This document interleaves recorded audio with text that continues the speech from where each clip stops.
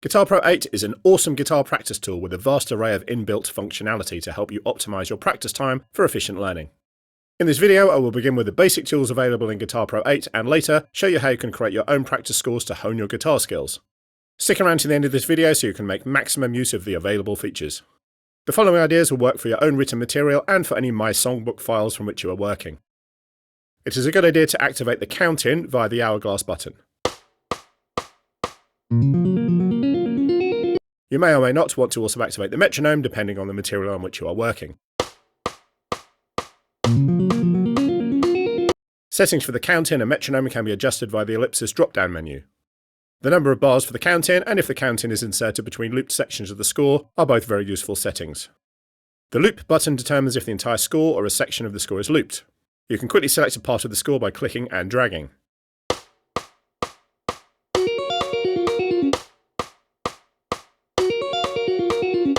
If you make a mistake whilst working on a piece of music, you can highlight the problem area and loop that section until you can play it comfortably.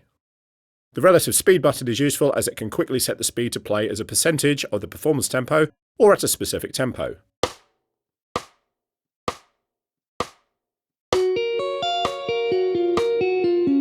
If the predefined speeds are not enough, you can set a custom tempo. In addition to the tempo being a relative speed or a fixed BPM, the progressive speed allows you to select a starting tempo and increase the tempo by a set amount when repeated. The target tempo can be greater than the performance speed, and you can set how many times the loop section plays at each new tempo. It is important for musicians to practice in all keys, and the relative tonality button allows you to do this easily by transposing the music up or down by a set number of semitones.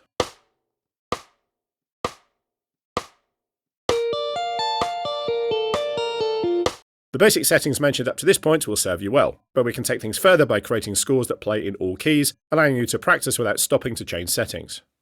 Here's an example of an A-7 arpeggio idea that you might like to practice in all 12 keys and on various sets of strings. You could simply write out the arpeggio in all 12 keys, although this will take a great deal of time. Instead, let's use the transpose function from the tools menu. First, I will highlight the example by double-clicking in the bar and hit Command-C to copy it. I will then paste it into bar 2. Simply pasting with Command-V will not include the chord name. Instead, I will use Special Paste, Shift-Command-V, and select to include the chord symbol, include a text, or any of the other options that are relevant. I will now select the pasted content and open the Transpose dialog box from the Tools menu.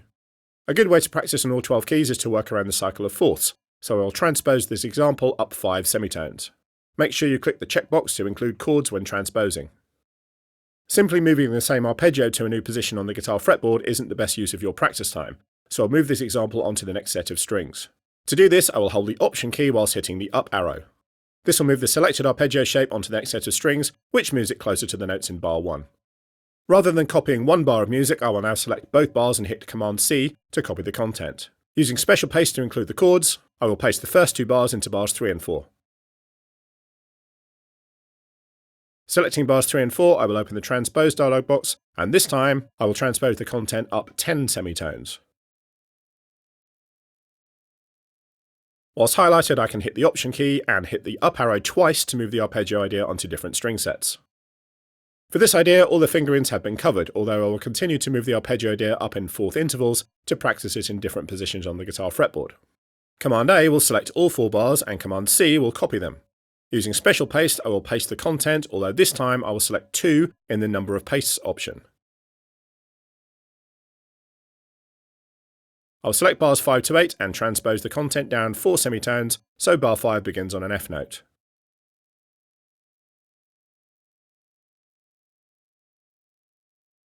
Finally, I will select bars 9 to 12 and transpose them up 4 semitones. I now have an arpeggio workout that covers all 12 keys. If I'd used the relative tonality option, I would not be able to see the written notation as it is only the pitch that changes relative to the written example. You can still use the relative tonality option to begin the entire workout from a different starting note to add more variation when practicing.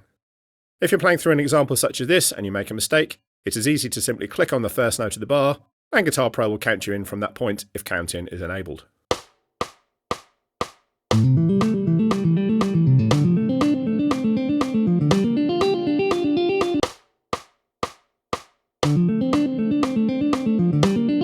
When using Guitar Pro as a practice tool, I like to have the View Screen option set to Screen Vertical.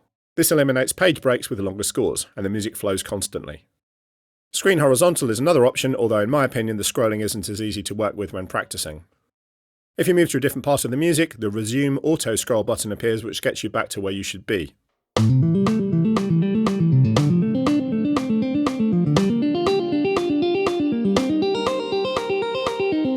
Guitar Pro 8 is an awesome tool for practicing, so I hope this video shows you how to best use the software for your own needs. If you did enjoy this video, please give it a like and hit that subscribe button so you don't miss out on more guitar related videos coming soon. Bye for now.